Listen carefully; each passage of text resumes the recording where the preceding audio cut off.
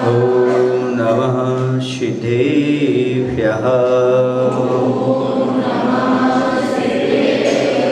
ॐ नमः सिद्धेभ्यः। तज्जयति परमज्योति समं समस्तैरनन्त परेयायै दर्पणतलयो शकला प्रतिफलति पदार्थमालिका यत्र प्रतिफलति पदार्थमालिका यत्र। बोलिए अहिंसा परमो धर्म की देवाय देव श्री शंभवनाथ भगवान की, आचार्य गुरुदेव भगवान श्री विद्यासागर जी महाराज की।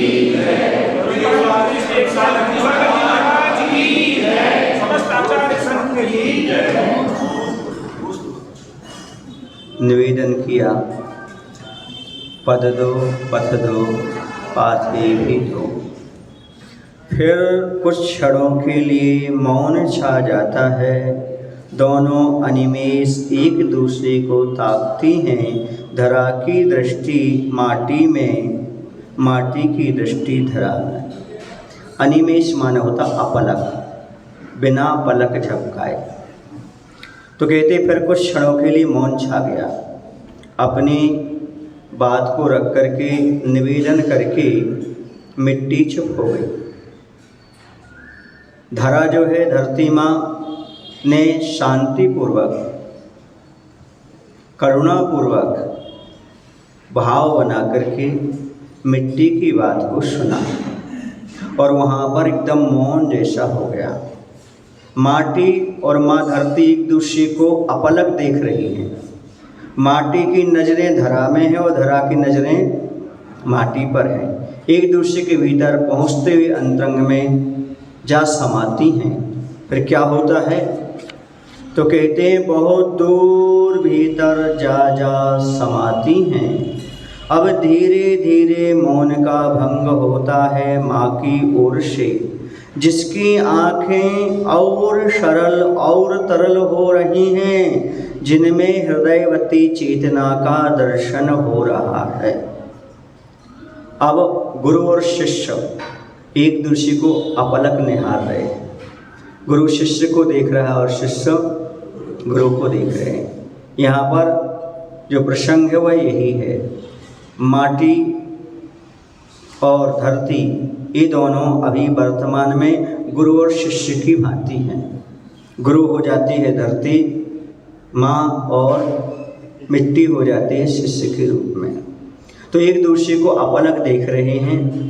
आपस में संप्रेषण जैसा चल रहा है। क्या चल रहा है? जैसे एक दूसरे को परख रहे हो, समझ रहे हो, जान रहे हो, ऐसा यहाँ पर प्रतीत हो रहा है। क्योंकि दोनों चीज़ें काम करती हैं यहाँ पर। दोनों क्या काम करती हैं? इन दोनों का संबंध होता है। कैसा संबंध होता है? तो शिष्य का समर्पण होता है और गुरु का मार्गदर्शन होता है। जब शिष्य का समर्पण और गुरु का मार्गदर्शन मिलता है तो व्यक्ति मार्ग पर अपने आप बढ़ जाता है। उसको अपने आप मंजिल की प्राप्ति हो जाया करती है। अब कह रहे धीरे धीरे मौन का भंग होता है। अब देखते धीरे धीरे मौन खुल रहा है। किनका मौन खुल रहा है? हाँ, और माँ का मतलब धरती का, जिसकी आंखें और सरल हैं। सरल है मतलब कैसी हैं?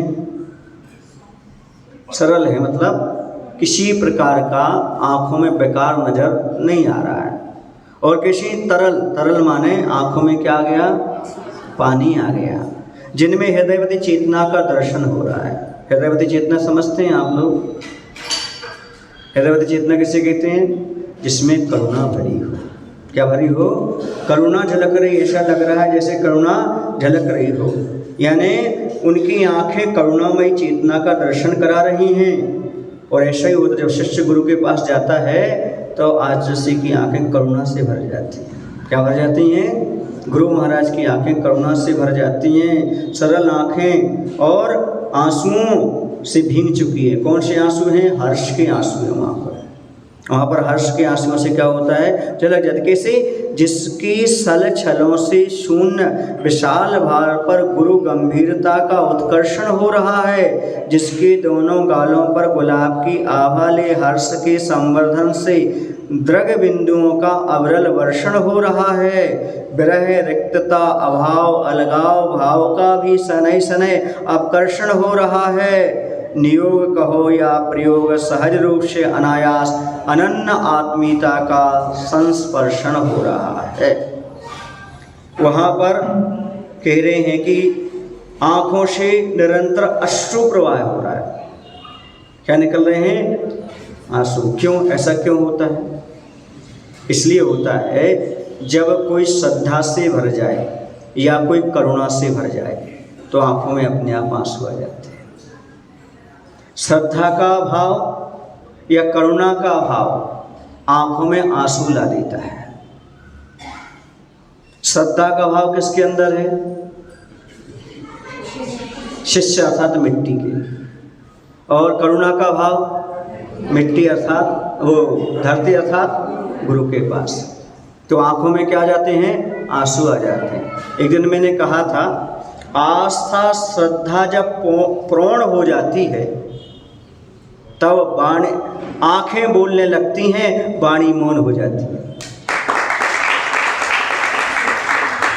आस्था श्रद्धा जब प्रौढ़ हो जाती है तो हमारी वाणी तो मौन हो जाती है, आंखें बोलने लगती है, वाणी मौन हो जाती है। जब हम उपकार से भर जाते हैं, धन्य गुरु का उपकार, हम कल्याण करने जा रहे हैं, गुरु हमें इतने अच्छे गुरु मिल गए, तो अपने आप आंखों से क्या आने लगते हैं? आंसू आने लगते हैं। या फिर किसी का दुख दूर करना हो, किसी का दुख सुन करके हमारा हृदय जब पसीज जाता है तब आंखों से आंसू आने लगते हैं। आपको कभी कोई आंसू आए? दो प्रकार के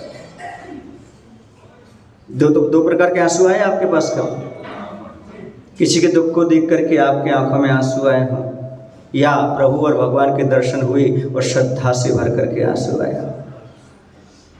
इन दोनों आंसुओं की बात यहाँ पर कही जा रही है। जिसका माथा कैसा है? संकल्प विकल्पों से रहित है और छल सल से शून्य विशाल भाल का गुरुतम है। यहाँ पर ये बहुत महत्वपूर्ण चीज है। जिसका माथा संकल्प विकल्प से दूर है, मतलब इसका अर्थ क्या हुआ? तेरेपन मेरेपन का और आदि आदि कोई संकल्प विकल्प वहाँ पर नहीं बची। और श्रेष्ठता को प्राप्त है। ऐसी माँ धरती अपने मौन को तोड़ती हुई कुछ कहने को उद्यत हो रही है। देखो, आदि मौन दो प्रकार से होता है। एक तो सामने वाले पर क्रोध आता है तो मौन हो जाता है, या फिर करुणा आती है तो मौन हो जाता है। नहीं, यहाँ पर प्रसंग चल रहा है दो चीज़ों का, या तो क्रोध या करुणा। यहाँ पर कौन सा है? करुणा का। करुणा के कारण वहाँ पर मौन, और वहाँ पर श्रद्धा के कारण मौन हो गया। और अब यहाँ पर कहते हैं ये निमित्त निमित्त संबंध है। कौन सा है? निमित्त निमित्त संबंध है। इसके कारण, अथवा माटी के निवेदन रूप पुरुषार्थ के कारण कहें, किंतु सहज ही माँ धरती माटी के प्रति ब्रह अलग अलग पने के भाव का अभाव हो गया और अपनेपन का भाव उत्पन्न हो गया। अपना भाव कब होता है? अपनापन कब आता है? जब दो भाव अलग नहीं रहते, तुम्हारा भाव अलग और इनका भाव अलग, तो अपनापन नहीं। जब दोनों के भाव का विलय होकर के एक हो जाते तब क्या आता वहाँ पर? अपनापन आता। ये अपनापन बहुत महत्वपूर्ण है। दुनिया में मैं बहुत जगह गया पर किसी ने अपनापन ना दिया, किसी ने अपनाया नहीं, लेकिन गुरु ने अपनाया भी और मुझे अपनापन भी दिया। तब समझ में आया दुनिया में अपनापन क्या कहलाता है। ये अलगाव दूर हो जाता है, अपनापन आता है, सहज आ जाता है। आए समझ में? और कह रहे हैं ऐसी अनन्य आत्मीयता का संस्पर्शन। आत्मीयता, आत्मीयता किसे कहते हैं? जब आत्मा आत्मा से मिलती है तब जो उत्पन्न होती है उसका नाम क्या है? आत्मीयता। और मोक्ष मार्ग में शरीर से संबंध नहीं होता, मोक्ष मार्ग में मात्र आत्मा से संबंध होता है। कैसे होता है? जिसे आत्मिक प्रेम कहते हैं, जिसे आत्मीयता कहते हैं, ये अपने आप में महत्वपूर्ण है। संसारी प्राणी को देह का आकर्षण होता है, लेकिन मोक्ष मार्ग में गुणों के प्रति आकर्षण होता है। देह का आकर्षण राग कहलाता है और गुणों का आकर्षण भक्ति और प्रेम कहलाता है। गुणेषु अनुरागः भक्ति, गुणों के प्रति जो अनुराग हो जाता है वो भक्ति हो जाती है, ऐसा मान करके यहाँ पर चलिएगा। तो वैसे ही गुरु का भाल तो उत्कर्ष में भरा हुआ होता है, उनका माथा तो विशाल होता ही है। तो यहाँ पर इशारा का सारा वहाँ पर कहा जा रहा है, गुलाब की आवाली हर्ष के संवर्धन से दृग बिंदुओं का आवरण वर्षण हो रहा है, निरंतर निरंतर वर्षण हो रहा है। आंखों से आंसू बहना ये बहुत जरूरी है। आज आंसू बहुत कम हो गए, ये आंसू नहीं आते तो कल्याण नहीं होता, ये आंसू आना बहुत जरूरी है, क्योंकि आंसू आना करुणावान की निशानी है और आंसू आना धर्म ध्यान की पहचान है। इस श्रद्धा बताती है आपकी कितनी है। हर्ष दिखावत प्यार, खुशी के आंसू अलग होते हैं। जब कभी किसी के आहार होते हैं और बड़ी मुश्किल से होते हैं, या फिर व्यक्ति अकेला होता है, वह सारा प्रयास करता है, आहार हो जाते तो क्या होता है उसकी आंखों से, जैसे कल प्रसंग आया था, तो क्या होता है हर्ष से आंसू अपने आप बहने लगते हैं। क्यों? क्योंकि जो कार्य हम असंभव समझ रहे थे लेकिन वो संभव हो गया, हमारे दरवाजे पर गुरु पधार गए, इतने से बड़ा और स्वाभाविक क्या होगा, खुशी से उसके आंसू ढलक जाते हैं। ये अपने आप में बहुत महत्वपूर्ण है। जब तक अंदर संवेदना ना हो तब तक नहीं आती। अंदर से भक्ति हो, संवेदना हो, करुणा हो या श्रद्धा हो, तभी आंखों में क्या आते हैं आंसू, समर्पण हो।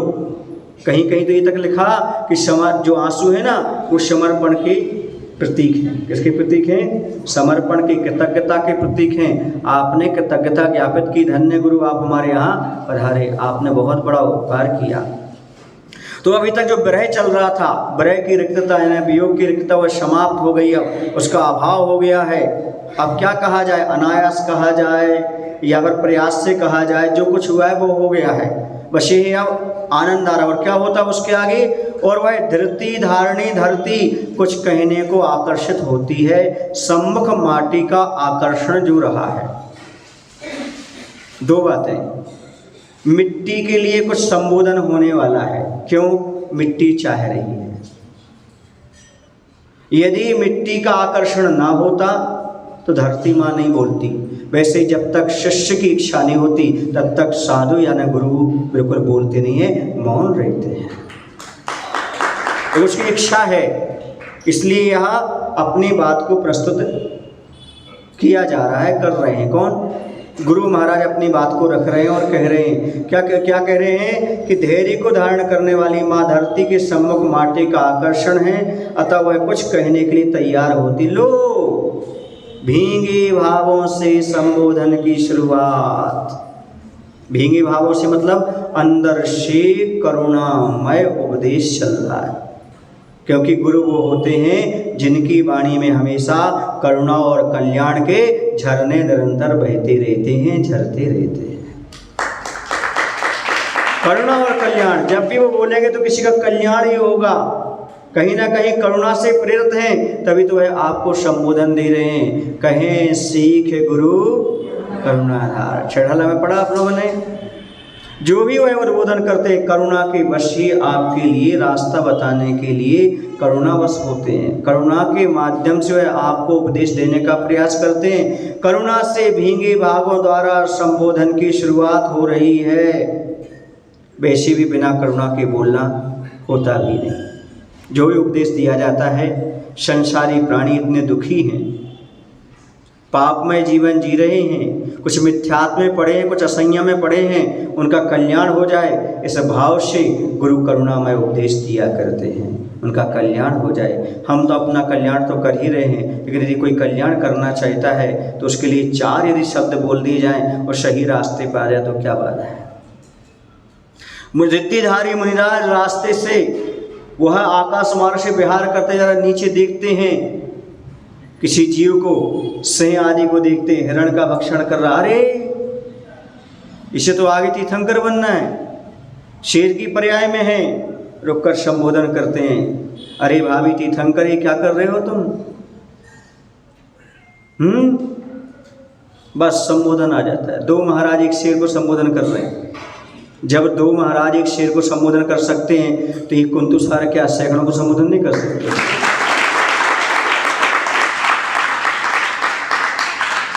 संबोधन निश्चित है तुम्हारी भवितव्यता अच्छी से तुम्हें साधु परमिष्टि मिल गई। जिनकी भवितव्यता अच्छी होती है उन्हें आकाश मार्ग से भी निमित्त मिल जाते हैं। कल्याण का रास्ता खुलना हो तो कहीं ना कहीं से कोई ना कोई निमित्त बन जाया करता है, और यहाँ पर निमित्त बन चुका है। आओ भींगे भावों से संबोधन की शुरुआत हो रही है। सत्ता शाश्वत होती है बेटा, प्रति सत्ता में होती हैं अनगिन संभावनाएं। उत्थान पतन की खसखस के दाने सा बहुत छोटा होता है बड़का बीज वह। ये थोड़े आप लोगों को क्लिष्ट शब्द लगेंगे। सत्ता शाश्वत होती है। सत्ता का यहाँ पर अर्थ है आत्मा। आत्मा कैसी होती है? शाश्वत होती है। प्रतिसत्ता, प्रतिसत्ता माने पर्याय। क्या? उसमें अनगिनत संभावनाएं उत्थान पतन की होती हैं, क्योंकि पर्याय परिवर्तनशील हुआ करती है। एक खसखस का दाना सा बहुत छोटा होता है बरगद का बीज। किसका बीज? बहुत छोटा होता है, लेकिन उसमें क्या होती? बहुत बड़ी संभावना। कितना बड़ा बन जाता है वो? कैसे बन जाता वो? तो कह रहे हैं समुचित क्षेत्र में उसका वपन हो, समयोचित खाद हवा जल उसे मिले, अंकुरित हो कुछ ही दिनों में विशाल काय धारण कर बट के रूप में अवतार लेता है। यही इसकी महत्ता है। अब क्या करता है? वह खसखस के दाने के बराबर जो बरगद का बीज होता है, ये जो है कहाँ डाल दिया जाए? समुचित स्थान पर डाल दिया जाए। कहाँ समुचित स्थान पर डाल दिया जाए? अच्छे खेत में डाल दिया जाए, उपजाऊ भूमि में डाल दिया जाए। उसको समय पर खाद और पानी दिया जाए तो क्या होगा? धीरे धीरे वह विराट वृक्ष का रूप ले लेता है। सत्ता शाश्वत होती है, सत्ता भाषत होती है बेटा। रहस्य में पड़ी इस गंध का अनुपान करना होगा। आस्था की नासा से सर्वप्रथम समझी बात। क्या कह रहे बेटा? जीवन को यदि तुम्हें उन्नत बनाना हो, धरती माँ कह रही है बेटा यदि तुम्हें जीवन को उन्नत बनाना है तो सर्वप्रथम प्रकृति और पुरुष के इस रहस्य को समझना होगा। प्रकृति क्या है और पुरुष क्या है? पुरुष माने आत्मा और प्रकृति माने कर्म। इसको समझना पड़ेगा। यदि आपको कल्याण करना है तो आत्मा और कर्म को समझना बहुत जरूरी है। इसलिए सुबह से कौन सी क्लास चल रही है आपकी? कर्मकांड की। क्योंकि आपके लिए संसार में दुख मिल रहा है तो कर्मों से मिल रहा है। कौन से कर्म कहाँ तक बनते हैं, कहाँ तक उनकी हम विच्छुति कर सकते हैं, कौन से गुणस्थान तक क्या कर सकते हैं, ये सारा जानो। कैसे कर्म बंद होता है, कैसे नहीं। रत्तो बंदधिकम मुंचदि जीवो विराग संपन्नो एसो जिनोपदेशो तम्मा कम्मे सुमारज। आचार्य कुंद कुंद महाराज कहते हैं राग करने से कर्म का बंध होता है, और राग रहित वैराग्य भाव से मुंचती यानी वह कर्म बंध से छूटता है। इसलिए जैसे बन सके वैसे राग भाव को छोड़ने का प्रयास करो यदि कर्म बंधन से छूटना चाहते हो तो। जैसे आप लोग चिकनाहट लगाकर जाते हो शरीर में तेल आदि, और बाहर निकल जाओ आप तो क्या होगी? धूल आकर के चिपकती जाएगी। आपको मालूम नहीं पड़ती धूल कब चिपक रही है। जब आप ऐसा हाथ रगड़ते हैं तब बत्तियां बत्तियां आ जाती। बत्तियां समझते हो ना? काली काली काली काली आकर के चले जाते हैं। अरे ये कहाँ से आया? आपने क्या लगाया था? तेल। धूल आकर चिपक गई। वैसे आप जैसे राग रूपी तेल लगाते हो और देश रूपी रुक्षता मिलती है, और यहाँ पर कर्म वर्गणाएं घूम रही हैं। जैसे आपके राग देश रूप परिणाम हुए वो आकर के कर्म वर्गणाएं कर्म रूप में परिणत होकर के चिपक जाती हैं। समझ में आ रहा है आपको? ऐसे कर्म का बंध होता है। धूल कौन चिपकाता है? धूल कौन चिपकाता है? चिकनाहट रुक्षता। वैसे ही कर्म कौन बांधता है? राग द्वेष करने वाला। कौन? आप जीव राग द्वेष करने वाले। आचार्य भगवती आराधना ग्रंथ में कहते हैं अति तीव्र कषाय में परिणमन करने वाला जीव पाप जीव है। कौन सा जीव? उन्होंने दो भेद की, एक पाप जीव, दूसरा पुण्य जीव। उन्होंने कहा अति तीव्र कषाय रूप परिणमन करने वाला जीव जो है वह पाप जीव है, और जो उपशम भाव में परिणमन करने वाला जीव है वह पुण्य जीव है। जब जब आप तीव्र कषाय करोगे तब तक आप पाप जीव हो जाओगे, और जिस समय कषायों की मंदता आ जाएगी, उपशम भाव आ जाएगा, वैसे पुण्य जीव बन जाओगे। बस यहाँ बैठे अभी आप पुण्य जीव बने हुए हो, क्योंकि कषाय आपको उपशमित होते चले जाए। और जैसे ही बाहर गए वही घोड़ा वही मैदान। इस स्वाध्याय करने का फल समझो, आपकी कषायें थोड़ी सी कम होना चाहिए। स्वाध्याय करने के बाद कषायें कम नहीं होती हैं तो स्वाध्याय करने का कोई प्रयोजन सिद्ध नहीं होता। कषाय कम करते चले जाओ, जितना बने उतना क्रोध, मान, माया, लोभ हमारे जीवन से कम होंगे उतने हम पुण्य जीव बनेंगे। अभी पुण्यात्मा बनेंगे, धीरे धीरे आगे बढ़ेंगे तो पूरी पापात्मा छूटकर पुण्यात्मा होकर के आगे चल करके हम परमात्मा बन जाएंगे। लेकिन अभी हमें समझने की आवश्यकता है। क्या समझने की आवश्यकता है? कि अभी हमारे पास एक चीज समझना है, सत्ता शाश्वत होती है बेटा। आत्मा कैसी है? अजर अमर है। ये सब जो परिणमन चल रहा है पर्याय में चल रहा है। हमारी किसमें चल रहा है? पर्याय में। तुम्हारे पास वो शक्ति विद्यमान है जो परमात्मा के पास विद्यमान है, सत्ता रूप में। तुम्हारे पास परमात्मा बनने की शक्ति विद्यमान है। कुछ लोग कहते हैं हम गरीब हैं, हम निर्धन हैं, हम अज्ञानी हैं। रोना छोड़ दो। जैसा स्वरूप भगवान का है वैसा आपका है। अंतर इतना है उनका अभिव्यक्त हो गया है, अभी आपका अभिव्यक्त नहीं हुआ है। सुन रहे ना? आचार्य कहते हैं भक्त और भगवान में इतना अंतर है। कितना अंतर है? वो इतना अंतर है कि एक अभी पाषाण के अंदर सोना है, वो भक्त है, और एक जो हार बन चुका है वो परमात्मा है। उस सोने को खान से निकालो, फिर उसे अग्नि से तपाओ, और क्या करो? तपस्या की आग में उसे पत्थर से पृथक करो। वह सत्ता आपको ज्ञात हो जाएगी, आपको मालूम हो जाएगा, आपको ये ज्ञात हो जाएगा कि हमारी शाश्वत सत्ता है। इस सत्ता को हम कैसे प्राप्त कर सकते हैं? एक बात हमेशा याद रखना, कुआं कभी खोदा नहीं जाता। कहा जाता है हम क्या खोद रहे हैं? बोलो ना। कुआं खोद रहे हैं। कुआं कभी खोदा जाता है? खोदे खुदाई का नाम क्या होता है?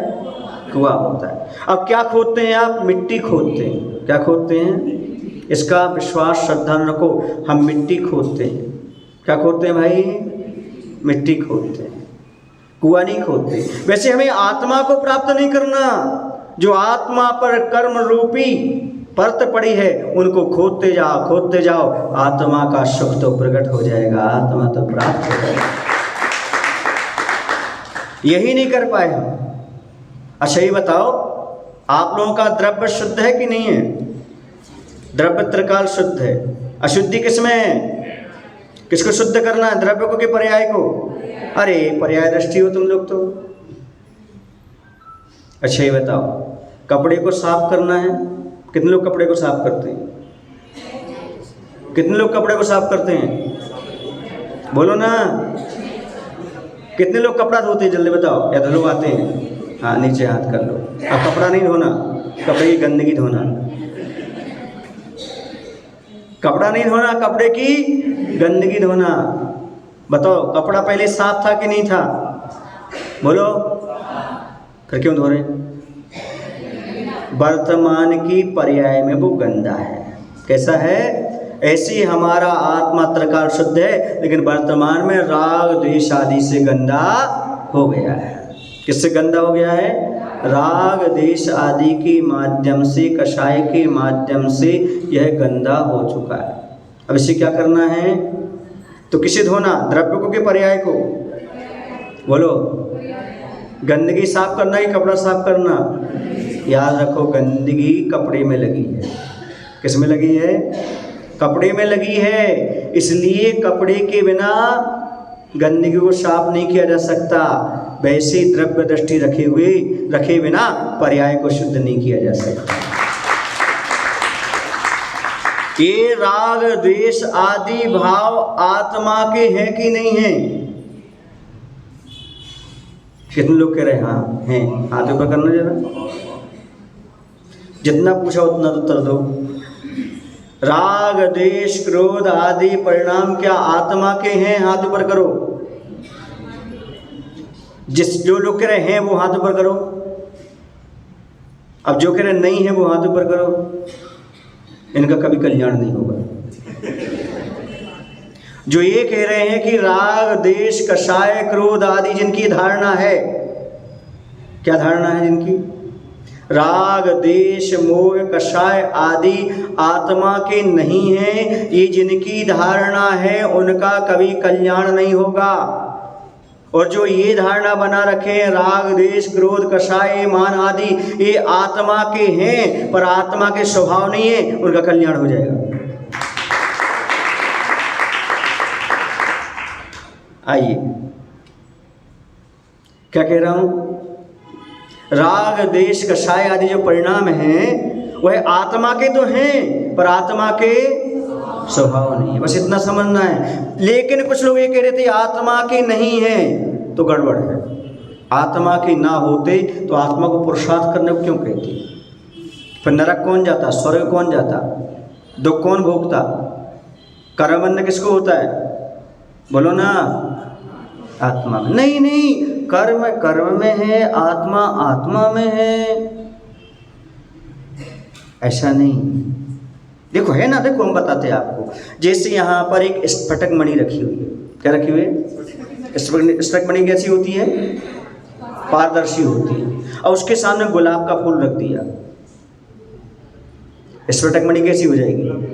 लाल हो जाएगी। गुलाब गुलाब में है, स्फटिक मणि स्फटिक मणि में। कर्म कर्म में है, आत्मा आत्मा में है। अब एक काम करो, स्फटिक मणि को हटा दो, एक पत्थर रख दो, पत्थर लाल हो जाएगा? क्यों? पत्थर ने उसको आत्मसात नहीं किया, उसके रंग को इसने क्या किया? ईश्वर ने आत्मसात कर लिया। बस ऐसे हमारे साथ है, कर्म होते हुए भी उन्हें हमने आत्मसात कर रखा है, इसलिए हमारे हो गए। किसके हो गए? हमारे हो गए। जैसे हमने इनको आत्मसात किया है वैसे हम इनको हटा भी सकते हैं। गुलाब को अलग कर दो, क्या हो जाएगा? बस ऐसी करना, यही प्रक्रिया करना है। पहले ये स्वीकार करो कि लालिमा अंदर आई है। बोलो, आई है कि नहीं आई? आई। किसके कारण आई है? उस गुलाब के कारण। ऐसे ही जो हमारे पास परिणमन हो रहा है, यही हो रहा है। आपने कभी हल्दी और चूना देखा? हल्दी कैसी होती है और चूना कैसा होता है? दोनों को मिला दो, लाल गुलाबी सा रंग आ जाता है। क्यों आ जाता है? तीसरा रंग कहाँ से आया? तीसरा रंग कहाँ से आया? ऐसे ही कर्म का रंग अलग है, आत्मा का ढंग अलग है, दोनों मिलते तो तीसरा दिखने लगता है, तीसरा परिणाम दिखने लगता है। दोनों का मेल हुआ। जब तक आत्मा एक है सो नेक है, और जैसे इसने मेल किया सो आसव का खेल शुरू हो गया। शरीर आदि से इसका मेल हुआ नहीं और वैसे आसव का खेल शुरू हो गया। जब तक एक है तब तक नेक है। इसलिए कह रहे हैं यहाँ पर सत्ता शाश्वत होती है बेटा, प्रति सत्ता में होती है अनगिनत संभावनाएं उत्थान पतन की। ये पर्याय के माध्यम से उत्थान और पतन हुआ करता है। इसलिए संभावनाएं जो कुछ हैं वो पर्याय के परिणमन में ही हैं। आप जितना चाहो उतना अपनी पर्याय को, मनुष्य पर्याय को साफ सुथरा बना सकते हो। वर्तमान के जीवन को जितना चाहो उतना अच्छी तरह से परिमार्जन कर सकते हो। इसी में विकास, इसी में ह्रास है। नर से नारकी भी बना जा सकता है और नर से नारायण भी बना जा सकता है। पतन भी उतना है, उत्थान भी उतना है। समझ में आया आपको? ये आपके ऊपर डिपेंड करता है कि आप कितना उत्थान करना चाहते हैं और कितना पतन। जैसे सीढ़ियों में दोनों चीज़ें, उतारने की भी क्षमता है और चढ़ाने की भी क्षमता है। अब आपको क्या करना, उतरना है कि चढ़ना है, आपके ऊपर डिपेंड करता है। तो यहाँ पर यही कह रहे हैं कि अनंत संभावना होती हैं, अर्थात जो पर्याय होती है, परिवर्तन उसमें देखा जा सकता है। पर्याय नाशवान यानी नष्ट होने वाली हैं। योग, द्रव्य, क्षेत्र, काल और भाव का संयोग मिलने पर शुद्ध पर्याय को प्राप्त हो जाती है। आप लोग पढ़ करके आए होंगे स्टोपदेश में, क्या पढ़ के आए थे? योग्योपादान योगेन दृष्टा श्रणता अवता। पढ़ के आए कि नहीं? द्रव्यादि संपत्त्याम, है ना? तो ये कह अर्थ क्या हुआ? जैसे वह स्वर्ण के अंदर, उसके पाषाण के अंदर सोना है, योग यदि उसके लिए निमित्त और उपादान मिल जाए तो वह सोने में परिवर्तित हो जाता है, शुद्ध बन जाता है। वैसे हमारी आत्मा के लिए योग, निमित्त और उपादान मिल जाए तो हमारा भी कल्याण हो जाता है। और पंचम काल में गुरु विद्या सा जैसा निमित्त मिल गया है उपादान जगाने की। मात्र उपादान जगाने की आवश्यकता है, उपादान जगेगा तो अपना काम बन जाएगा। बस इतने करने की आवश्यकता, और कुछ ज़्यादा करने की आवश्यकता नहीं है। तो कहते हैं कि समझो, जीव द्रव्य की नर नरक आदि अशुद्ध पर्याय हैं, और जो शुद्ध दशा है वह क्या है ना, जीव की शुद्ध पर्याय है। कुछ पर्याय ऐसी होती हैं जो क्षणिक होती हैं, कुछ पर्याय ऐसी होती हैं जो शाश्वत होती हैं। क्या सुने आप लोग? क्या कुछ पर्याय शाश्वत होती हैं। ये सुनकर के आदमी को आश्चर्य लगता है। अभी तक यही पढ़ के आए थे महाराज, क्योंकि दो प्रकार के पर्याय होती हैं। एक होती है अर्थ पर्याय, दूसरी होती व्यंजन पर्याय। अर्थ पर्याय क्षणिक होती है, लेकिन व्यंजन पर्याय दोनों प्रकार की होती है। ऐसा जैसे आकृतिम चैत्यालय हैं, आकृतिम जिन मंदिर हैं, सुमेरु पर्वत आदि, ये क्या हैं? क्या चीज़ें हैं ये? द्रव्य की पर्याय, पुद्गल द्रव्य की पर्याय नहीं है क्या? ऐसे केवल ज्ञान क्या चीज़ है? द्रव्य गुण की पर्याय है। केवल ज्ञान क्या है?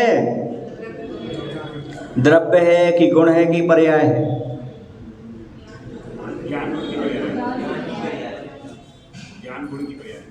मैंने क्या पूछा? पर्याय। केवल ज्ञान क्या है? वही एक बार हो जाए तो हाँ, वह शाश्वत हो गई। उससे कैसी हो गई? वो शाश्वत हो गई। अच्छा ये बताओ, केवली भगवान सब कुछ देखते जानते हैं, बोलो सब जानते हैं, युगपत सब द्रव्य सब पर्याय, बिल्कुल विश्वास है। अच्छा वो निश्चय से जानते कि व्यवहार से जानते हैं?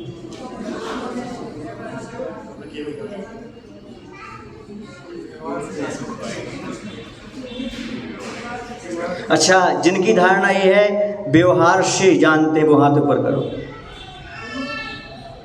मात्र 4 लोगों। जिनकी ये धारणा है निश्चय से जानते, वो हाथ ऊपर करो।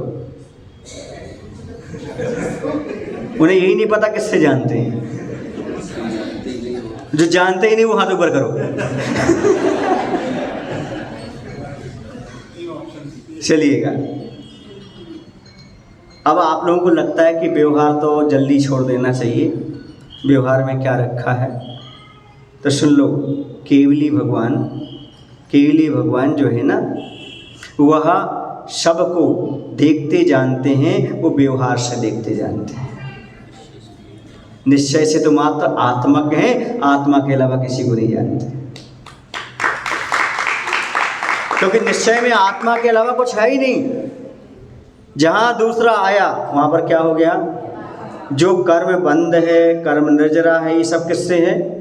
व्यवहार से। निश्चय से न बंध है, न मोक्ष है, न जन्म है, न मरण है, कुछ नहीं। ये सब किससे है बोलो? व्यवहार से। तो केवली भगवान सबको देखते जानते हैं, वह कौन से? व्यवहार से। और निश्चय से अपनी आत्मा को जानने देखने वाले हैं। ऐसा में आपको अब आगे कोई पूछे तो बता देना, ऐसा ना हो कि आपको कुछ ही मालूम ना हो। तो ये आपको ज्ञात होना चाहिए। यहाँ पर यही बात कही जा रही है, इसको समझो। उत्थान पतन जो होता है वो किस में होता है? पर्याय में होता है। द्रव्य में कोई उत्थान पतन की बात नहीं है। एक खसखस के दाने के बराबर छोटा बरगद का बीज भी यदि उचित भूमि मिले बोने में तो समय अनुसार खाद पानी दे तो यह विशाल वृक्ष का रूप धारण कर लेता है। इसी प्रकार जीवन में विकास की योग्यता उपादान शक्ति होने पर भी योग्य संयोग की आवश्यकता को स्वीकारना, निमित्त कारण को भी जानना होगा, ये बात कही जा रही है। आप लोगों को मोक्ष मार्ग में बढ़ने के लिए खाद पानी चाहिए। क्या चाहिए? खाद पानी किसे कहते हैं? नाश्ता चाहिए। कल का प्रवचन, नाश्ता का अर्थ उत्साह बढ़ाने वाला चाहिए, वैराग्य बढ़ाने वाला चाहिए, सही मार्गदर्शन करने वाला चाहिए। लिख लो, अपने जीवन के विकास में उत्साह खाद और पानी का काम किया करता है। और गुरु महाराज उत्साह बढ़ाने का काम करते हैं। क्या करते हैं? उत्साह बढ़ाने का। उत्साह किसे कहते हैं? उत्साह किसे कहते हैं? कुछ कार्य करने की इच्छा होना, कुछ कार्य करने के लिए दक्ष बनना। ये उत्साह कौन पैदा करते हैं? हमारे उमंग कौन पैदा करता है? गुरु महाराज की कृपा से सब उनके उपदेश से हमें ज्ञात होता है। जैसे खाद पानी बीज के लिए अंकुर और वृक्ष बना देता है, वैसे ही गुरु का उत्साह, उनका संस्पर्शन, उनकी कृपा हमारी आत्मा को परमात्मा बनने में सहयोगी हो गया है। समझ में आ रहा है? किसान मात्र बीज बोता नहीं है, उसका संरक्षण करता है, उसमें खाद और पानी देता है। समुचित पानी और खाद उसकी वृद्धि में सहायक होते हैं। ऐसे गुरुओं के उपदेश हमारे व्रतों के पालन में बहुत सहयोग देते हैं।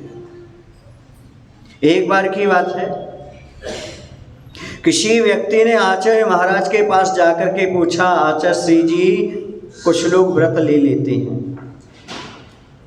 उन्होंने कहा, उसमें मैं भी हूँ।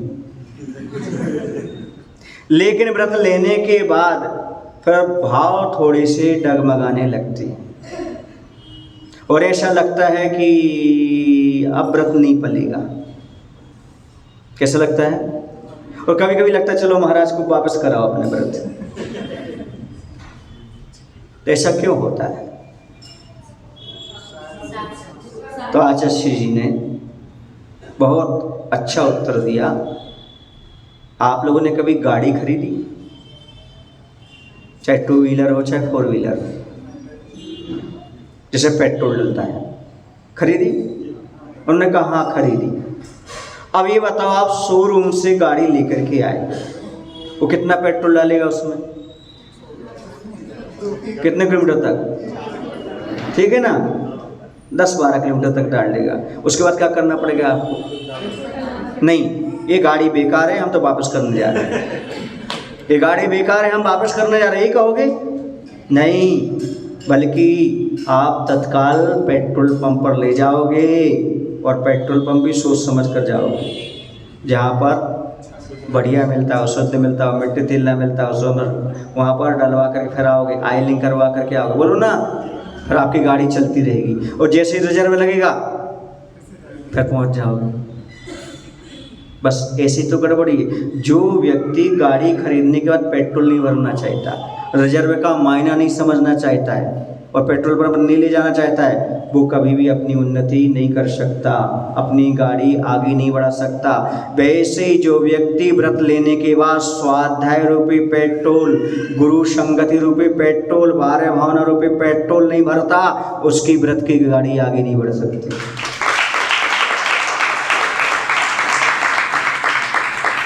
गाड़ी एक बार खरीदी जाती है, किंतु सुनो कुंथु, पेट्रोल बार बार भरना पड़ता है, सर्विसिंग बार बार करना पड़ती है, उसके कांच आईने बार बार साफ करना पड़ते हैं, वाइपर लगा रहता है, यदि धुंधलापन आने लगे तो चालू कर दो वाइपर, पानी छट छट रहे। वाइपर जानते ना आगे लगे? अरे हम नहीं जानते, तुम तो जानते हो भैया, लगे रहते। क्यों?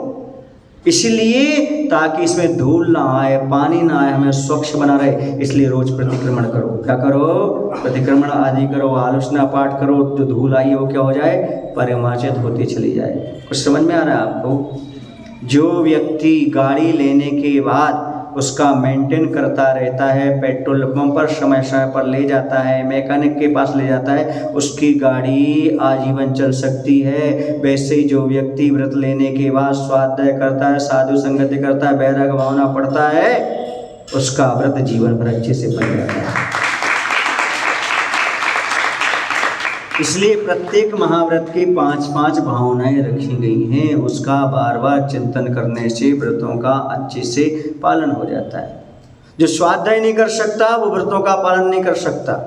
व्रतों का पालन करने के लिए स्वाध्याय करना बहुत जरूरी है, साधुओं की संगति करना बहुत जरूरी है, बार बार साधु के पास जाना जरूरी, तभी आपके व्रत दृढ़ रह सकते हैं। यदि आप साधु के पास नहीं जाएंगे तो आपका व्रत दृढ़ नहीं रहेगा।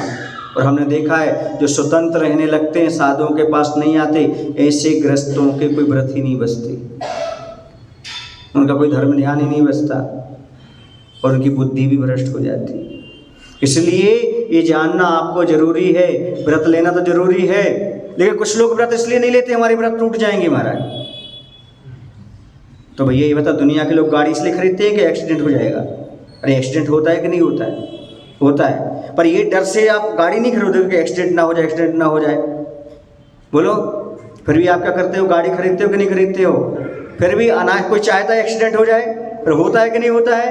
हो जाता है, फिर ठीक हो जाते हैं, पैर ठीक हो जाते हैं, गाड़ी भी ठीक हो जाती है, रिपेयरिंग हो जाती है ना। तो जैसे हम एक्सीडेंट के डर से गाड़ी ना खरीदें, ठीक मूर्खता है, वैसे ही हम व्रत टूट जाएंगे इस भाव से ना लें, ये भी मूर्खता है। दुनिया में एक्सीडेंट हो भी रहे हैं, आपका भी हो रहा होगा, हो गया होगा, लेकिन फिर भी आप गाड़ी चलाना बंद कर दिया क्या? और नई नई गाड़ी लेकर के आते हो। हाँ, उसके भय से नहीं। ऐसे ये बताओ, दूसरा एग्जाम्पल दे रहा हूँ आपको, जो कहते हैं कि व्रत टूट ना जाए इस भय से हम व्रत नहीं ले, संकल्प नहीं लेते, उनके लिए मैं आपसे पूछना चाहता हूँ, कपड़े पहनते आप लोग? हमें छोड़कर कितने लोग कपड़े पर? सभी तो पहनते हैं, यहाँ पर जितने हैं सभी तो पहने हैं, महाराज का छोड़ो। कपड़ा गंदा होता है कि नहीं होता है? फिर क्यों पहनते हो? जब कपड़ा गंदा होता तो क्यों पहनते हो? आपने कहा ना व्रत में दोष लग जाए इसलिए नहीं ले रहा हूँ, तो कपड़े में तो दाग लगेंगे, फिर क्यों पहनते हो? आप पहन लेते हो, दाग लगाते हो कि लग जाते हैं? ऐसे व्रत लेने पर दोष लगाना नहीं, लग जाए तो कोई बात नहीं, प्रतिक्रमण से साफ हो जाएंगे। जैसे आप लोग कपड़े पहनते हो लेकिन उतार करके पुनः धो करके सुखा देते हो, फिर पहन लेते हो, ये सोचते हो ये कल गंदा हो गया था, नहीं अब तो आपका साफ हो गया। ऐसे महाराज छेदवत्ताणम होदुमज्जम छेदोपस्थापना चारित, आप प्रतिक्रमण करिएगा, प्रतिक्रमण में आपके दोषों का निराकरण होता चला जाएगा। इसलिए जो व्यक्ति दोष लगाता है, लगते हैं, वो क्या करता है? वह सबसे पहले गुरु के पास जाता है और अपना निवेदन करता है, और निवेदन करने में 25% दोष चले जाते हैं। कितने परसेंट चले जाते हैं? पहले उसके अंदर इच्छा हो, जैसे गुरु को सुनाता है 25% समाप्त हो जाते हैं। और जैसे गुरु महाराज से प्रायश्चित लेता है, स्वीकार करता है, 25% वहां चले जाते हैं। और जब वो प्रायश्चित को पूर्ण कर लेता है तो 25% वहां चले जाते हैं। फिर सामने का बैठ जाता है, 25% वहां चले जाते हैं, पूरे 100% समाप्त हो जाते हैं। इसलिए आप घबराइए मत, व्रत लेने पर टूट जाएंगे तो क्या करेंगे? नहीं, ये गुरु उत्साह भरेंगे, आपको बताएंगे कि आपका जो व्रत टूट रहा है उसका उपाय क्या है, वो आपका क्यों टूटा, उसके कारणों से बचो। इसका अर्थ नहीं कि आप व्रत लेने के बाद तोड़ दो। जैसे आप कपड़े पहनने के बाद दाग लगाते नहीं, लग जाते हैं, गाड़ी लेने के बाद एक्सीडेंट करते नहीं, हो जाता है, वैसे ही यदि व्रत लेने के बाद दोष लगाना नहीं, लग जाए तो उसका प्रायश्चित है। सारा विधान आगम में है, गुरु के पास सारी चीजें। मैं कहता हूं घर में समस्या हूं, घर में समस्या हूं तो गुरु मेरे समाधान है, घर में भक्त हूं तो गुरु मेरे भगवान हैं। सब मिलेगा, सब समस्या का समाधान है। घबराना नहीं। कितना भी बड़ा आपसे पाप हो गया हो, किया नहीं, हो गया हो, तो आप घबराना नहीं। और आत्महत्या के भाव कभी मत लाना, व्रत को छोड़ने के भाव मत लाना। गुरु के पास जाना, अपनी बात रखना, कहीं ना कहीं रास्ता खुलेगा।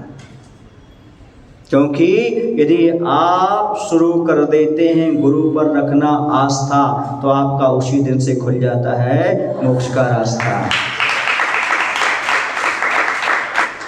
इस चीज को पहले समझो, ये दोष क्यों आए? कर्म के उदय से आए हैं या पुरुषार्थहीनता से आए हैं, ये समझना बहुत जरूरी है। कुछ दोष कर्म के उदय से आते हैं, कुछ पुरुषार्थहीनता से आते हैं। यदि कर्म के उदय से आ रहे हैं तो बहुत अच्छा प्रायश्चित है, और यदि आपके पास पुरुषार्थहीनता से आ रहे हैं, पहले आपको दंडित किया जाएगा। प्रायश्चित सबसे पहले बड़ा है, दंड देना। और उस जिससे आ रहे हैं उस कारणों से बचो, उन निमित्तों से बचो जिससे आपके अंदर क्या आ रहे हैं, दोष आ रहा है। उसके बाद दोष लगे फिर बात अलग है। जानबूझकर दोष नहीं लगाना। जैसे जानबूझ करके कोई दाग नहीं लगाता कपड़े में, वैसे ही जानबूझ करके दोष लगाने का प्रयास नहीं करना। फिर आपका व्रत अच्छे से पल जाएगा, निर्मल शुद्ध और पवित्र बन जाएगा। आया समझ में? तो कर्म का उदय किसके नहीं आता? सबके कर्म का उदय आता है। कर्म का उदय जो होता है ना, वो बाढ़ के समान होता है।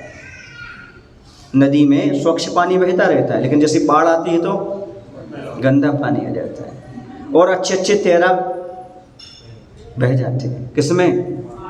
बाढ़ में। ऐसे तीव्र कर्म के उदय में अच्छे अच्छे साधक भी बह जाते हैं।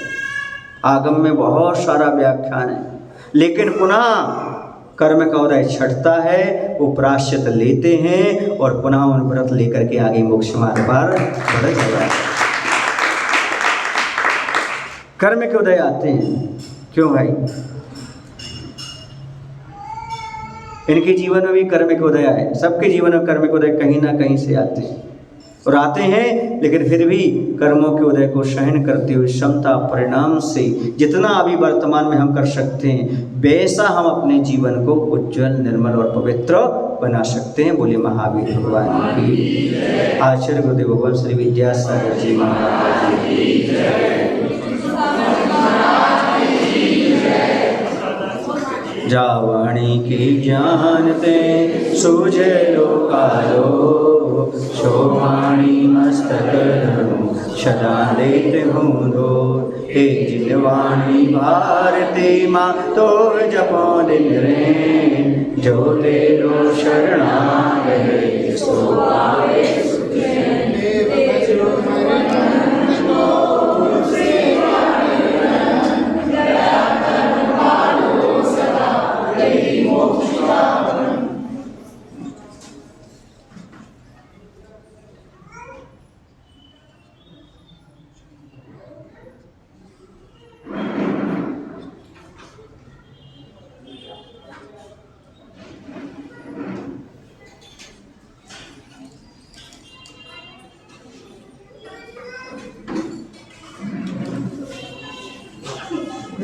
निर्वाणी माता की